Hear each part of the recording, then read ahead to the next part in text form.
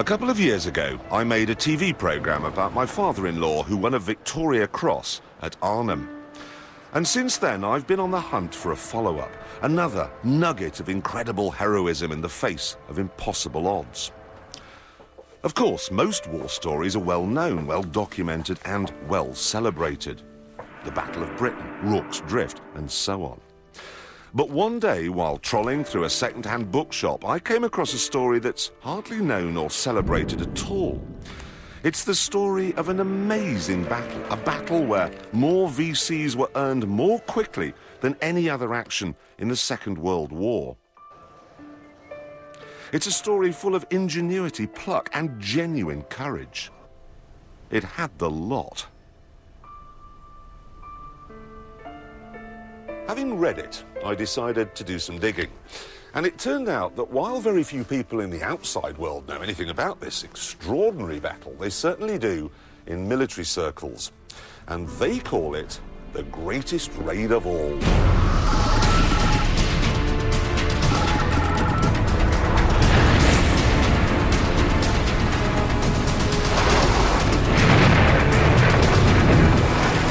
In 1941, the Battle of Britain was won, but the Battle of the Atlantic was still raging, and we were losing.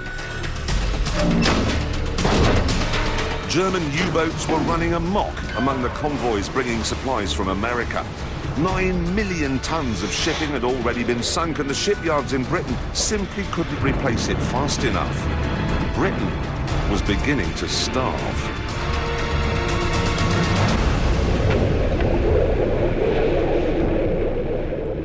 Winston Churchill said in his diaries, the only thing that truly frightened me in the war was the U-boat peril. Said he was even more anxious about the Battle of the Atlantic than he was about the Battle of Britain. And then into the equation sailed the Tirpitz.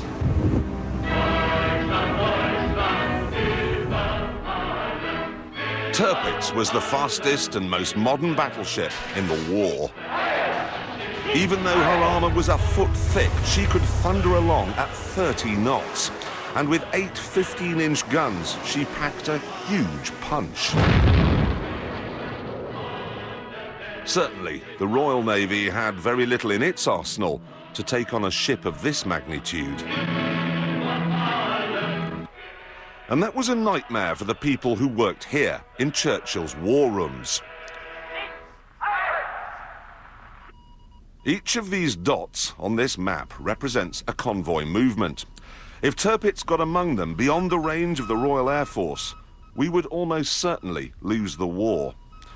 It was that simple. There was, however, a drawback to Tirpitz's size.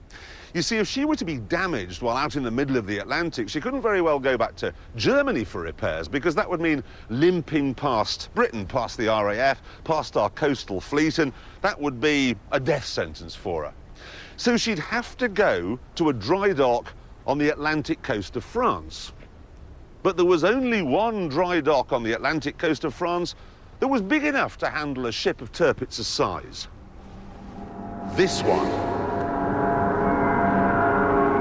This is the Normandy dock in Saint-Nazaire. It had been built in the 30s when France was making giant ocean liners. And now, to make sure the Tirpitz could never have a home on the Atlantic seaboard, it had to be destroyed. Now, the only way that you could put this dock out of action is to destroy this gate. And that was a problem. It couldn't be done with a naval bombardment because the mouth of the estuary is actually 6 miles away in that direction. It couldn't be done with a submarine because this whole area was crisscrossed with anti-submarine nets. Couldn't be done over land because northern France was in German hands, and for 2 reasons, it couldn't be done from the air either. Firstly, Second World War bombing raids were notoriously inaccurate. Only 22% of bombs landed within 5 miles of the target.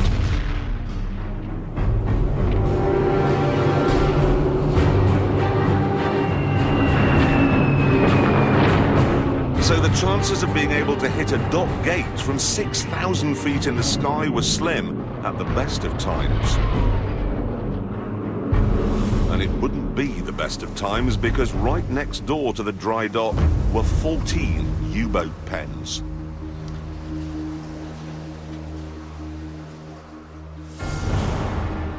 These were some of the most precious facilities in the German armoury, and to protect them, the Saint-Nazaire area bristled with 80 anti-aircraft guns and artillery pieces. And in the town itself, there were 5,000 troops. Destroying the dock then using conventional forces, the army, the air force, the navy, out of the question. So, the job was given to a group of men who really had only just been put together. The Commandos.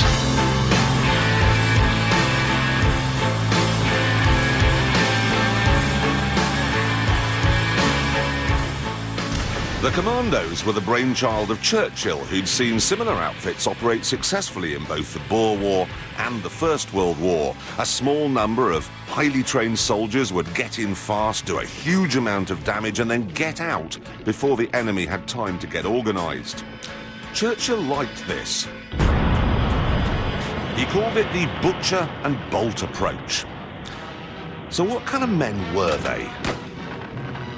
Well, if popular myth is anything to go by, they were lantern-jawed killing machines who could headbutt their way through oak doors. The reality, though, was rather different. Gerard Brett in my regiment was in my commando, 12 Commando, and he'd written a book on the Byzantine age or Byzantine architecture or something. One fellow who got a divinity degree from Trinity College, Dublin. Lance Corporal Potts had been a don at either Oxford or Cambridge. They included a poacher, a TT motorcycle rider, so a mixed bag. What they represented was a complete revolution in the concept of soldiering, because they were chosen for their individuality, their intelligence, their initiative. And nobody embodied that ethos more than this man, Mickey Byrne. I've got his autobiography here, and what a life. He had a privileged upbringing, Winchester, Oxford, and then he met Guy Burgess, the chap who went on to become a Soviet spy, and they became lovers. Mickey, though, became a Nazi sympathiser, went to Germany, met Hitler, got a signed copy of Mein Kampf, and was one of the very first people to be shown around Dachau, the concentration camp. He knew Bertrand Russell, he knew Audrey Hepburn, he knew the King and Queen, he even met Roosevelt. He really was a Telegraph obituary writer's wet dream. But all things considered, not the sort of man you'd expect to find in a commando's green beret. By the start of the war, however, Mickey had seen the Nazi threat for what it really was, and had found something else to suit his maverick streak. The Commandos. People were left to make up their own minds. In war, everybody may be killed, and what decides the action may be the action of a private soldier who's left to command a trench. It wasn't put like that, but the feeling we were given that every single one of us might be as important as a brigadier. We were all individuals, you know. Discipline did matter, of course, but I wouldn't have said it was absolutely first. The commando forces were made up of volunteers from any of the regular army units, and the philosophy of how they went about their daily business was a million miles from that of the conventional military. For a start, they didn't bother with barracks or regimental headquarters because the commandos didn't want to waste training time on mundane chores such as cleaning or maintenance. Instead, they simply got digs in a nearby town. And there was no sergeant major on hand to tell them what to do every minute of the day. Instead of saying parade tomorrow on the main square in Weymouth, it might be parade tomorrow at 10 o'clock on the in the marketplace at Dorchester, and find your own bloody way there, you know. You weren't shouted at. There wasn't any of this shouting or bullying or anything that you got in the regular army. You led by example, so, you know, the officer had to do everything that you did. If the officers can do it, I can do it. If the officers can do it. Unfortunately, though, the British Army top brass were a deeply conservative bunch, and they really didn't like the new commando philosophy. The regular army were doing their best to get us disbanded. They hated us, some of them. We were a nuisance. And because our standards were so high, we'd creamed off the best of the people in the regiments. And in fact, a lot of COs refused to allow people to volunteer. This resistance by the regular army certainly got Churchill's back up. What I have here is a letter he wrote to the Secretary of State for War. And he says, "I hear that the whole position of the commandos is being questioned. They've been told no more recruiting and that their future is in the melting pot." Says he feels very strongly about this. Says the defeat of France by Germany was accomplished by an incredibly small number of highly equipped elite, while the dull mass of the German army came on behind. And then here, for every reason, therefore, we must develop the commando idea. Pretty clear cut. As 1941 drew to a close, Japan joined the war, and the Royal Navy had to send a fleet to the Far East. So there was even less to hold the Tirpitz at bay. What's more, we were losing the Battle of the Atlantic. We were losing in North Africa, and London was in ruins. So if Churchill's commandos really could smash up Saint-Nazaire, it might give a sense back home that Britain wasn't finished just yet. Everywhere almost we were on retreat, and people were really becoming negative, and Churchill wanted something which would be successful aggression.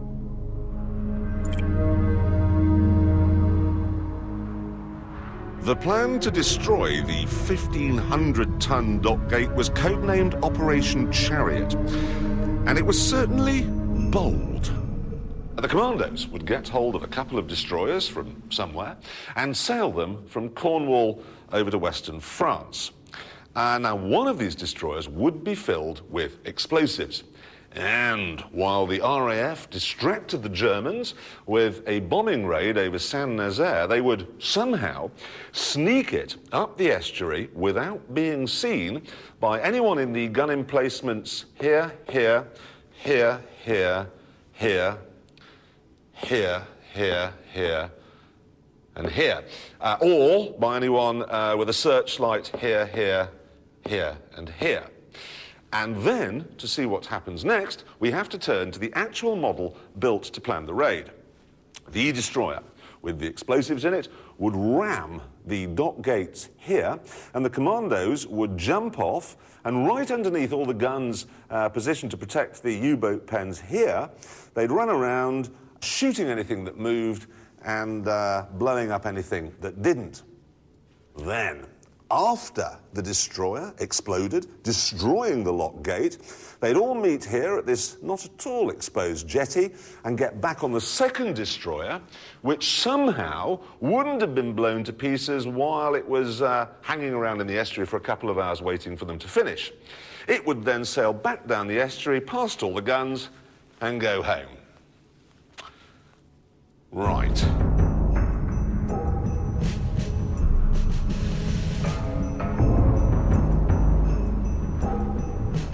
The plan was presented to the War Office by Louis Mountbatten, head of the Combined Operations Unit. And unsurprisingly, it met resistance. One commander-in-chief was particularly vocal.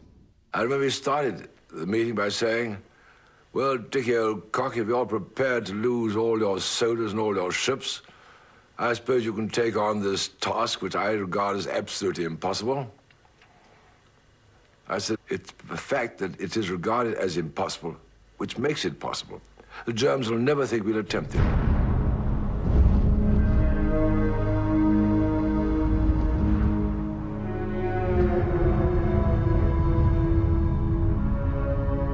Mountbatten's enthusiasm certainly didn't rub off on the RAF. You can see here in these Operation Chariot minutes that the powers that be requested a force of about 100 aircraft for the diversionary bombing raid in 3 waves. But on the back, Vice Marshal Saunby says, "I don't agree that such a heavy scale of attack is needed. We want about 20 Whitleys, which are bombers, hanging around overhead, dropping an occasional bomb." And he's backed up by one of his advisors, this chap called Willits, who really says that Operation Chariot can whistle for their 100 bombers. He says Bomber Command can provide no more than 35 aircraft without prejudicing their other commitments. You might have thought the Navy would be keen, especially since the operation was designed to neutralise the Tirpitz. But no. The Commander-in-Chief here from Plymouth Command writes, the plan entails the sacrifice of the landing party and endangers 2 valuable ships for a small chance of success. He actually says negligible chance here. And there's another guy writing here who says, I'm not hopeful as regards the result of the impact between the destroyer and the lock gates. I think the lock gates will remain partially intact and the destroyer will look silly. If that happens, much of the proposed plan fails. Eventually, though, the Navy did find one boat. It was called HMS Campbelltown, a clapped-out American World War I destroyer that was on loan to the British. She was not ideal for the job, known for her poor slow-speed manoeuvrability and her large turning circle. But these drawbacks didn't dampen the spirits of the commandos. I thought we would get away with it, that I would be wounded romantically and a beautiful nurse would look after me in hospital. I was very young. You were doing all this heavy training and nothing's happening, so very frustrated. So I think when we were finally briefed on the model, I mean, we thought, well, hell, this is going to be something. We had been trained, both in the dark, blindfolded in the day, in every form of demolition to do with dock demolitions, trains and anything. So when we heard that we were going to blow up the dock installations at Saint Nazaire, I suppose really it was a feeling of elation. At this stage, people were saying, well, what do you think? To me, you see. And I said, it's going to be a piece of cake. We're going to go in there and knock them for 6, because that reflected the optimistic attitude. We were going to go in there, blow up this bloody dock, and we'll be out. We had volunteered, after all, for danger. And there did seem an off chance that it was impossible, and therefore it would succeed. As the commandos prepared on land, the Navy set about the Campbelltown. The old tub would have to sneak past 80 gun emplacements on its way up the Saint Nazaire estuary, so it had to be disguised, and they only had 12 days to do the work. In the end, they removed 2 funnels and sloped the other 2 backwards, so at a glance it looked a bit like a German destroyer. And then there was the problem of turning it into a time bomb. This job was given to a brilliant young naval officer called Lieutenant Nigel Tibbets. He was a shy chap with a stammer who, when his girlfriend announced that she'd become fond of him, replied, "Well, then I suppose we shall have to get married." However, while he was not desperately confident with women, he was a whiz with explosives, one of the best students the Dartmouth Naval College had ever seen. But even he faced difficulties with how you turn a whole ship into a bomb. The first problem he had was deciding where in the ship to place the explosives. Because you see, if you can imagine this is the gate to the dock and this is the ship, what's going to happen after it hits? I mean, is it just going to end up here, in which case you want the bomb in the front? Or is it going to rear up, in which case you want the bomb sort of in the middle, toward the bottom? I suppose theoretically it would be possible, if the ship were going fast enough, for it to actually ride right over the top of the gate and end up in the dock itself. I mean, who knew? Day and night, Tibbets struggled with this until he decided on a spot 40 feet back from the prow, low down, next to the keel. Then he had to work out how to set the explosives off. Back then there was no accurate timing device, so he had to use fuses, like this. The idea is that you squeeze the top part here, which breaks a glass capsule on the inside, releasing acid that then slowly burns through a strip of wire. Now, when that snaps, it releases a spring which boings out, setting off the detonator. Now, this was very advanced in 1942, but there were a couple of problems. First of all, it was very susceptible to jolts and shock. You wouldn't, for instance, want to ram some lock gates at 25 miles an hour with one of these on board, because it might go off instantly, killing everyone. It was also very vague. The strength of the acid varied from fuse to fuse, the strength of the wire varied, the tension of the spring varied. Tibbets couldn't say to within an hour when the bomb might actually go off.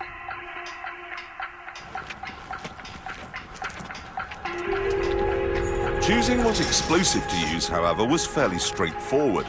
He went for amatol, and to show how big a bang that produces, we've placed a pound of something similar between the front seats of this car. 3, 2, 1, fire in!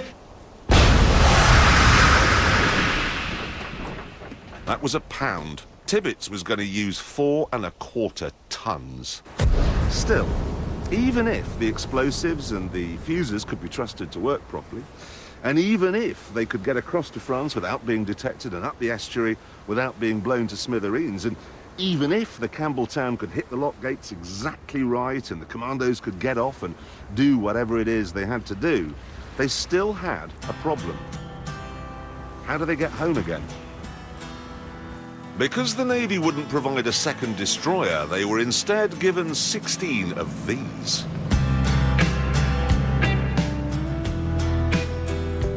Today, this Fairmile ML is a tourist boat taking trippers around Torbay, and certainly it's better suited to this than it ever was for Operation Chariot.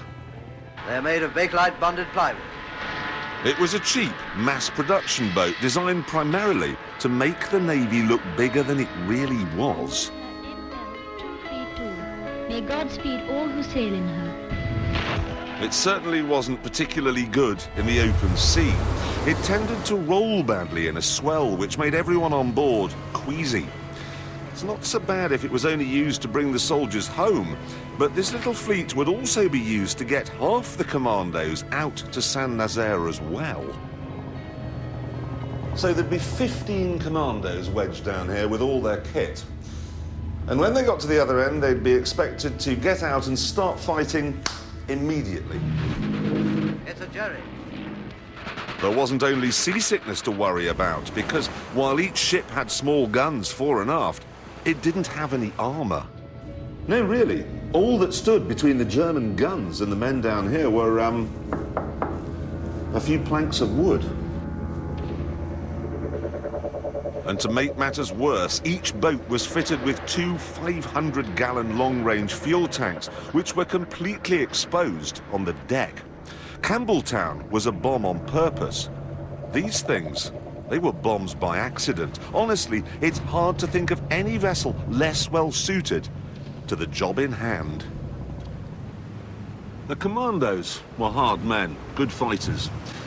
But they'd been picked for their intelligence as well, so they must have known that the chances of getting to Saint-Nazaire were small. The chances of doing the job were microscopic, and the chances of them getting home again on a wooden boat, groaning under the weight of exposed fuel tanks past an alerted enemy, were virtually non-existent. They must have known that Operation Chariot, for the vast majority, was going to be a one-way ticket. We were all of us told if we wanted to leave a letter for our next of kin, our loved ones, you could do so, and you wrote on the envelope to be posted in the event of my failing to return. And there was one, Sergeant Bill Gibson, who I knew them all very well indeed. And I remember seeing his face, and I knew he was going to be killed. My dearest Dad, by the time you get this, I shall be one of the many who have sacrificed their unimportant lives for what little ideals we may have. I can only hope that by laying down my life, the generations to come might in some way remember us and benefit by what we've done. At a time like this, I turn to you, Dad, and God. I hope there will be peace for everyone soon. My love to everyone. I'll remember you. Your loving son, Bill. Somehow I thought it's unlucky to write your last letter to your parents. No, my attitude was, I'm coming back. Two of men came to me and said, would you take these letters home to our wives if we're killed? And I said, but wait a minute, I'm going with you. Oh, you won't be killed, they said. They were both killed. The Saint Nazaire raiders weren't allowed to reveal details of the operation to their loved ones. But for the bomb designer Nigel Tibbets, recently married and the father of a young son, the thought of keeping his wife in the dark was too much. So he told her. And she said afterwards they both sort of knew he wouldn't be coming back.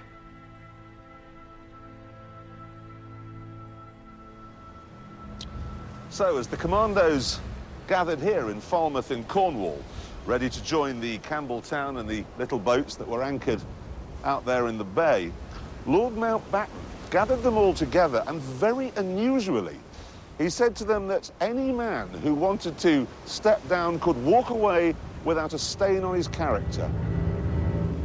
Not one of them did.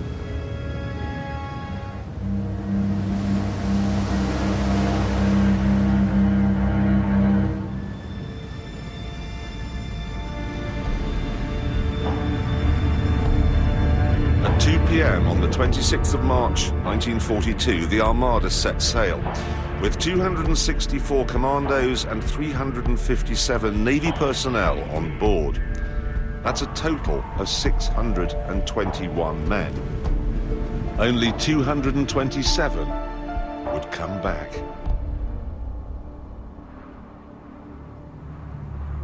I had just enough light to read a book that I was reading, and I just concentrated on reading this book. The thought that crosses your mind is, I hope I'm going to be able to do my part, without being overcome by fear. We chatted to each other about what we're going to do, and we all went through it with our blokes, you know. I and my four guys just went through what we were going to do. I certainly thought to myself, my God, I hope I'm not going to show fear in front of my men if I'm frightened. Tense, I suppose, would be the thing. Anticipation, yes. Fortunately, I think we were more worried about it being rough, because it's very, as you can imagine, physically exhausting to be seasick all the time. But we were lucky. It was calm. 33 hours later, they arrived at the mouth of the estuary, and the captain of the Campbelltown, Lieutenant Commander Sam Beattie, instructed Tibbets to set the fuses on his bomb. He then began to creep up the estuary. Ideally, he'd have stuck to the deep water channel, the channel the Tirpitz would have used.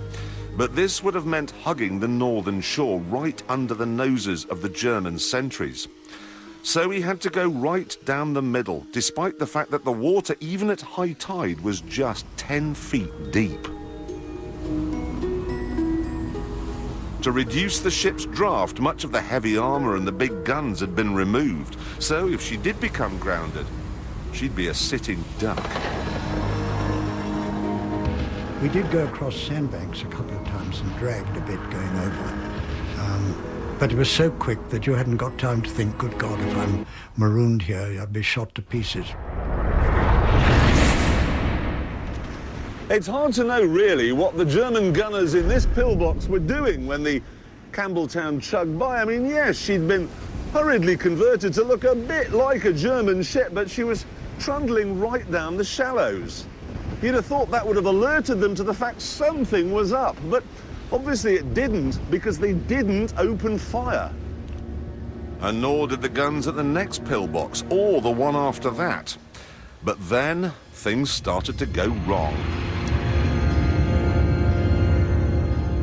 The RAF had finally agreed to stage a bombing raid, but the pilots had been told not to bomb if there was cloud cover in case they hit French civilians. Unfortunately, it was cloudy and they hadn't been told what to do instead.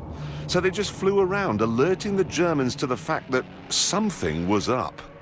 Their flak guns turned very easily down onto the surface of the river, plus their searchlights. With the Germans now suspicious, the Campbelltown's Heath Robinson modifications and fake German flag wouldn't fool them for long. And sure enough, they were soon challenged by a signal from the shore. But the British had a trick up their sleeves. We found the German code books, naval code books, and the Germans didn't know we had them. And so we had the up-to-date passwords and countersigns, and we were using them, much to the consternation of the German signalman who was flashing signals asking who we were. And we were flashing back the right answers. We're a friendly force coming in for the night. We've got a damaged ship or something like this, you see, and putting them off. Twice the Germans opened fire, but each time they were silenced by reassuring signals coming from the Campbelltown. This meant the ships could get nearer and nearer to the target. Eventually, though, the Germans realised that, yes, unbelievably, it really was a British raiding party sailing right through their front door. They managed to get to this point here, just 2,000 yards from the dock gates, which are kind of just round the headland. Maybe you can see it just over there. And all hell broke loose.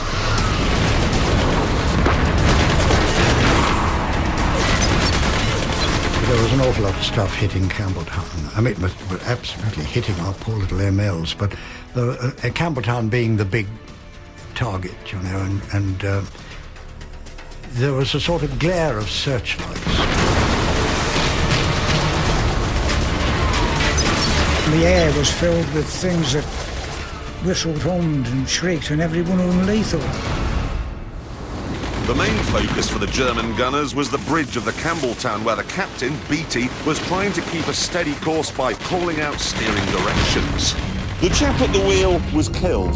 His place was taken by another raider who was killed almost immediately. So then a chap called Montgomery, who was a Royal Engineer, took over, and he was standing there thinking, what do I do with this? When suddenly there was a tap on his shoulder, and a voice said, I'll take it, old man. And it was Tibbets, the egghead, the brilliant scientist from Dartmouth, the man who designed the bomb in the bow, found himself at the wheel as the destroyer was on its final charge.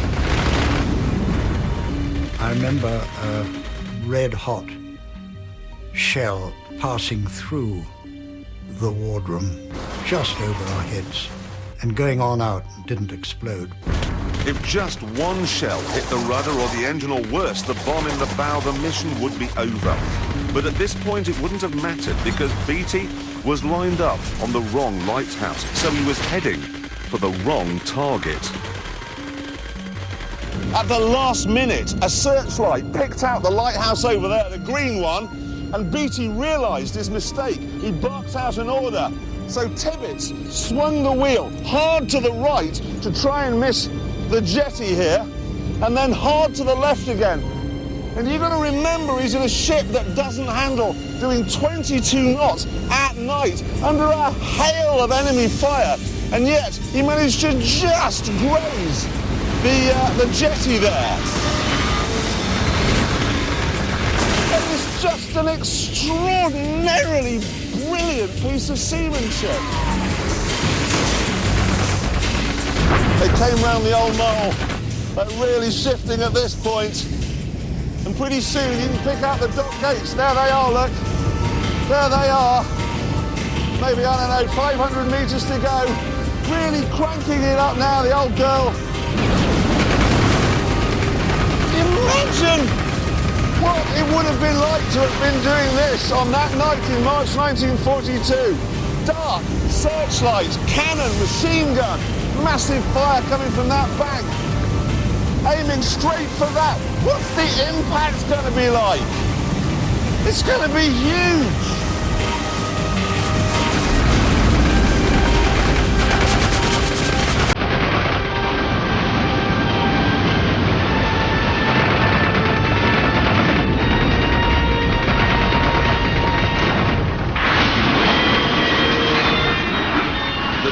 Reared up, putting Tibbitz's 4-ton bomb right over the gate. And despite the firestorm, Beatty turned to his men and said, well, there we are. 4 minutes late. The Navy had done its part of the job brilliantly. And now, in the 2.5 hours before Campbelltown blew, the Army had to get ashore and create havoc. Yes, the Germans had fixed gun emplacements, and yes, they outnumbered the British by 20-1. But that was no problem, because the raiding party, remember, were commandos.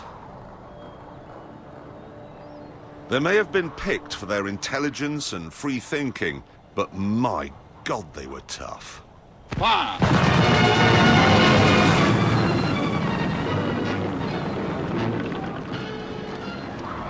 The backbone of their training was speed marching, and each commando unit would compete to see who could go the furthest in the shortest time. One group went 63 miles in 19 hours. Another marched 53 miles from Harlech to the top of Mount Snowdon and then down again in 17.5 hours.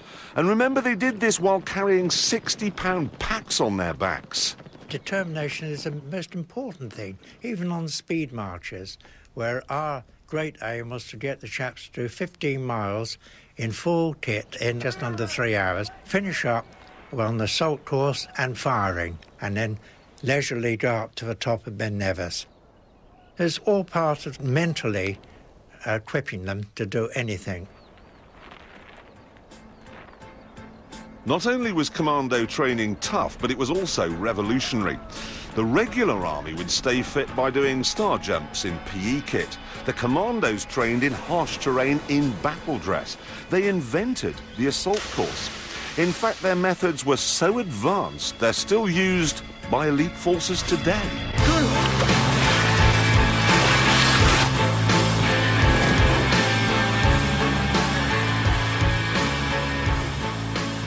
A determination, doing things which you thought you couldn't possibly do, like on the Tarzan course, on a rope bridge or the death line. And don't forget, the chaps and commandos weren't supermen. They were ordinary chaps from all walks of life, but they were trained well, trained to get the edge.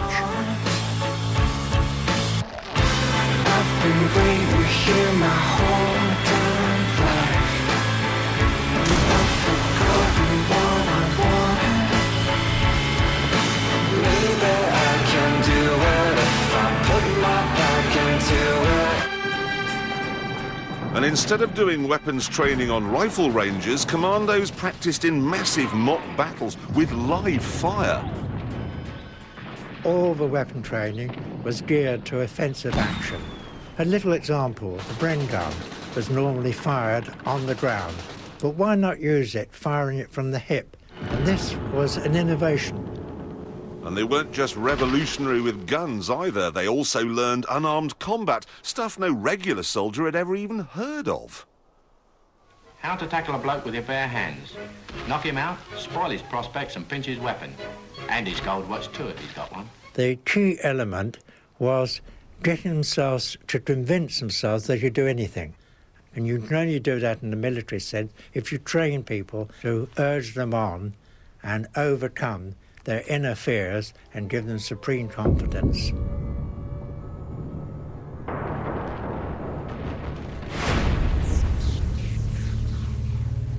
Back in Saint Nazaire, the commando raiding party would need all that confidence just to get ashore.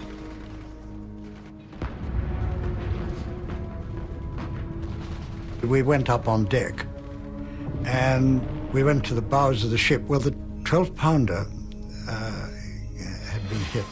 There were a lot of dead bodies lying around the place, a lot of blood on the deck, and there was a hole in the deck. I remember Johnny Proctor lying there with his leg blown off, cheering us on.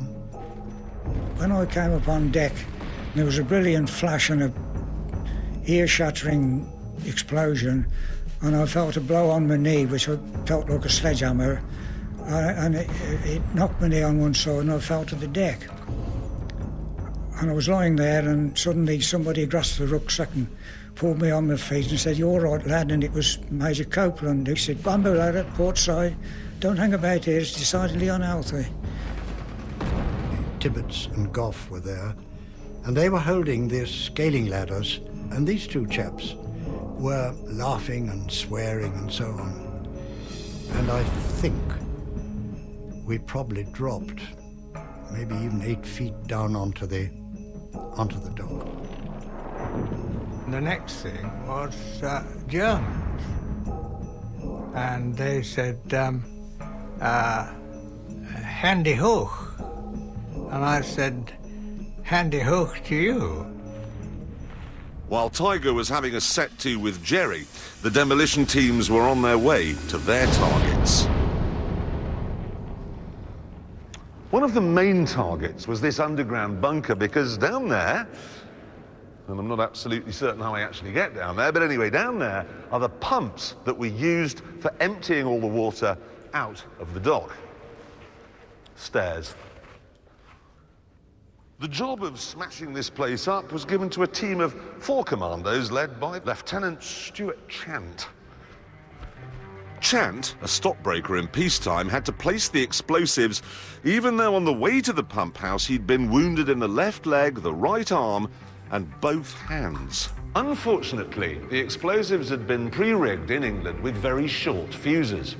So Chant sent his men back up to the surface in relative safety, knowing that when he lit the fuses, he'd have just 90 seconds to climb 7 flights of stairs and find his way through this maze of aerial walkways in the pitch black, because there was no light down here then, while pretty badly wounded. He was a brave man.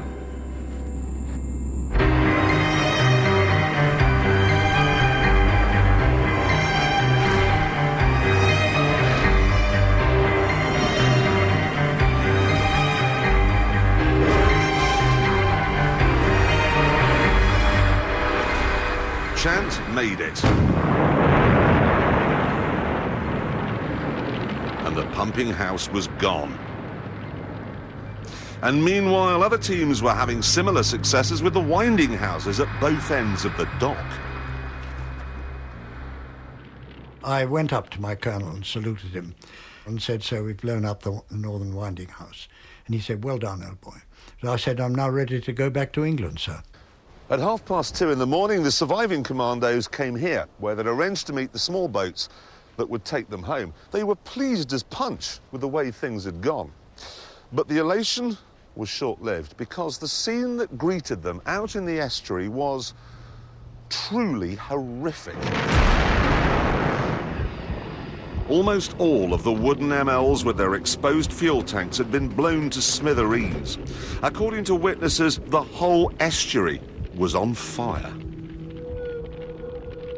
Chaps were drowning, there were pools of burning fuel on the water. You had to kick with your feet like mad to try and steer the raft away from the flames, and it was an absolute inferno. There was a sort of sea of black. You could see sort of sinking boats and hear shouts coming from the river and so on. And then very quickly, the colonel said, it was obvious that there was no transport home. So he said, "Right, we'll fight our way out of the town and we'll split up into small groups and make our way severally across the Spanish border." I thought, that's a bit of a tall order. Spain was a daunting 350 miles away. But even before they could set off, they'd have to fight their way out of San Nazaire itself. So that's 5,000 Germans who by this stage were awake, alert and organised, against fewer than 120 Brits, half of whom were wounded. If you're street fighting, you must secure any crossing. Tiger Watson came round this corner, found himself face to face with a German sniper. Ran forward, saw him lean forward, pressed the trigger of my Thompson submachine gun, and typically Watson, the magazine was empty. Click, click. Unfortunately, his magazine wasn't empty, and his shot broke my arm and bowled me over. A party of Germans ran up to him, and one of them actually used the cliched expression, "For you, the war is over." And I thought, well, I shall have to, escape eventually, but don't feel quite up to it at the moment. I knew, I was almost certain I'd be killed because there was a watch point, a tower, and I had to go past it. The Germans must have seen me, and I knew they'd fire, and they did, but they hit me in the back and the arm and the leg. Chance, the stockbroker who'd blown up the pumping house, made it to this point when a machine gun bullet fired from the top of the U-boat pens over there took his knee joint out. He was no longer able to walk, so he was captured as well. The commandos realised that they were trapped on an island and that the only way off it and into the town was across this bridge, which was guarded by what must have seemed like half the German army. By the time they got here, there were only 80 of them left, but plainly, they still had some fighting spirit left because they just formed themselves into a sort of great big mass and charged. Captain Roy now led the assault across the bridge. Streams of bullets hitting those girders, ricocheting off the roadway. Machine guns, pom-poms, rifles. It was like a damn good November the 5th, only more so. Bit by bit, the commando numbers were whittled down until the remaining men, low on ammo, went to ground in the town. Corin Purden ended up in a cellar. We suddenly heard all this shouting outside, and then the door burst open, and there were Germans standing there with their coal scuttle helmets and their weapons, looking terribly tense. Frankly, if I'd been there, I'd have chucked a couple of hand grenades down and finished us off, but they didn't. And the colonel, who had his pipe in his mouth, just sort of walked up the steps and said, well, we've done what we came to do.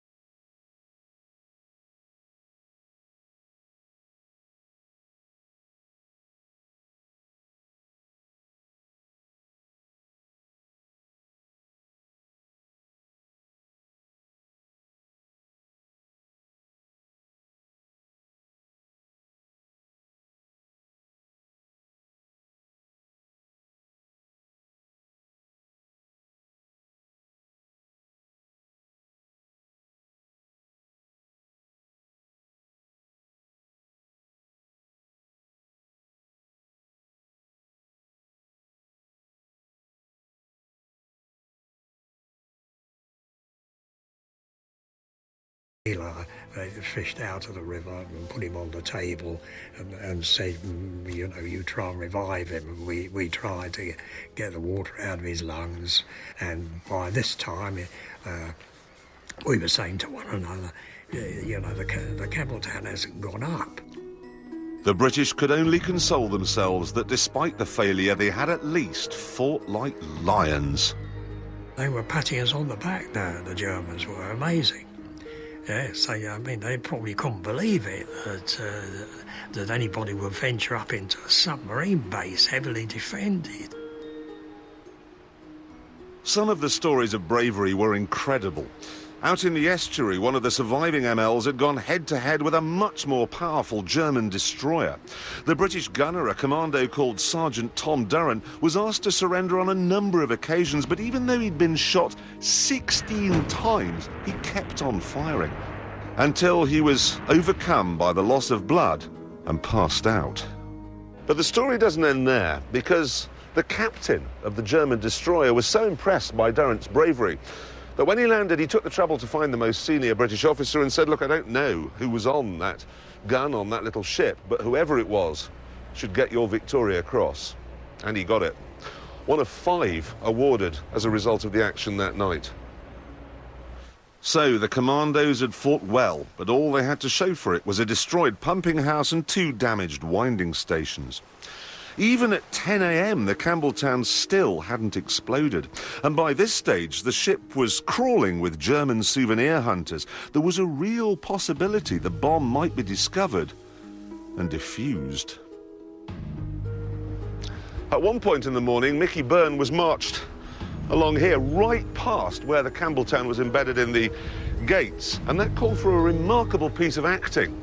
He couldn't look pleased that it was crawling with Germans, he couldn't look quizzical, wondering why the bomb hadn't gone off, and nor could he look afraid that it might go off at that precise moment, blowing him to pieces.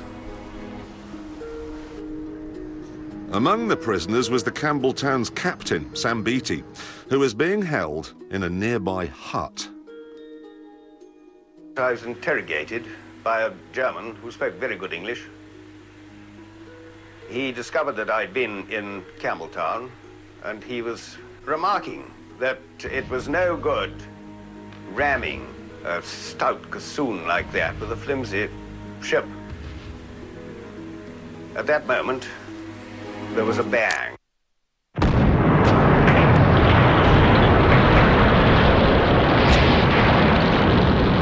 The blast wrecked the gate. Thousands of gallons of water roared in, taking what remained of the British ship with it. And the German souvenir hunters? They found bits of them on the roof of the U-boat pens 400 yards away. A German petty officer rushed into the room where we were lying, saying, "We're going to shoot you all, we're going to kill you all."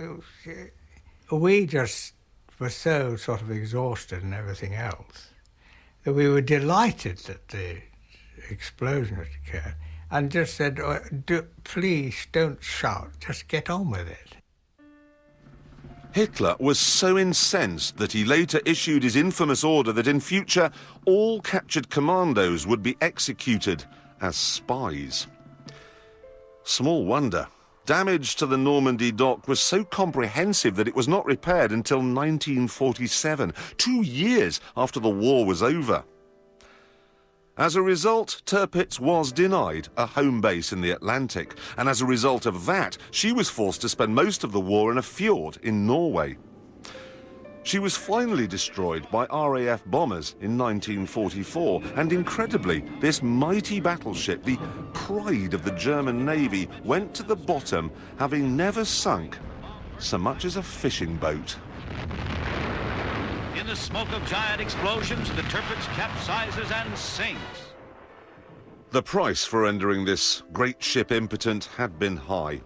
168 British dead, around 400 Germans and 16 French, shot by mistake by SS troops.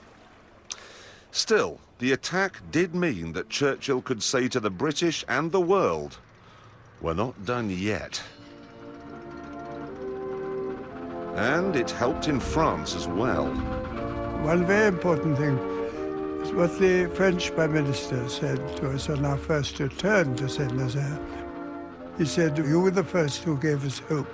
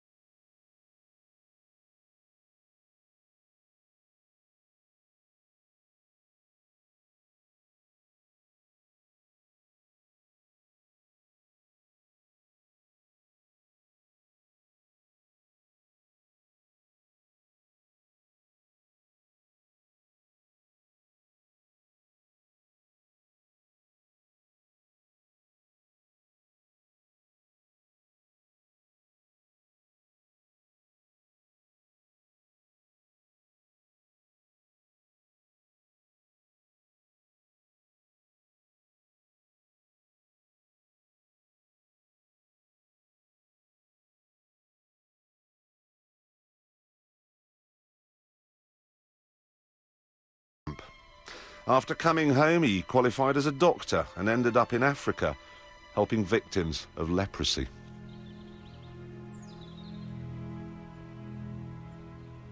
I can't imagine all my senses being so alert. You know, every sense of hearing and looking and your heart pumping. Well, certainly will be the most exciting thing of my life. It made you feel that you could stand up to the test. I think that was a relief to know that one didn't fall apart. I'm sure the youth of today would do the same as we did. I'm sure they would. I think that somehow or other it's such a strange thing that phlegmatic British do this sort of thing, and I could see us doing it again. But I'm always reminded when I think about this, and it was after the war I came across a quotation by Mark Twain, who said that courage is recognising fear, courage is conquering fear, and that's absolutely true, couldn't be truer. Yes, you were afraid, but you couldn't afford to be a coward. Today, the great moments of military history are marked with imposing monuments, and their anniversary is honoured with much pomp and ceremony. But to find a memorial to the greatest raid of all, you have to go to a car park in Falmouth, in Cornwall. It's just a rock propped up against some railings, and it seems rather small.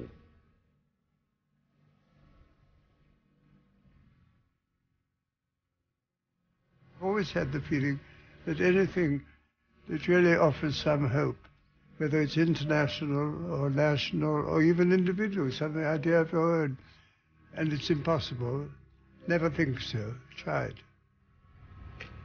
Good night.